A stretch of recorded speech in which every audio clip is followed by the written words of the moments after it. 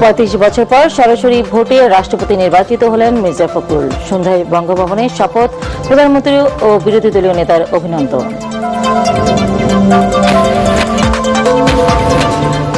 ৭০ অনুচ্ছেদের কারণে ইচ্ছামতো ভোট দেয়নি সংসদ সদস্যরা, অভিযোগ অলি আহমেদের। অনুচ্ছেদটি গণতন্ত্রের জন্য বাধা বলছে জামায়াত। ভবিষ্যতে পরিবর্তন হতে পারে জানালেন স্বরাষ্ট্রমন্ত্রী। ব্রিক্স সম্মেলনে যোগ দেবেন তারেক রহমান, আশাবাদী ভারত। কলকাতায় হোটেলে অগ্নিকাণ্ডে বাংলাদেশি নিহতের ঘটনায় দীনেশ ত্রিবেদীর দুঃখ প্রকাশ, তদন্ত শুরু।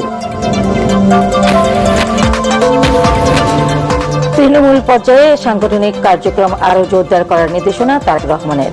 স্থানীয় সরকার নির্বাচন এককভাবে করবে বিএনপি, জানালেন ভারপ্রাপ্ত মহাসচিব রুহুল কবির রিজভী।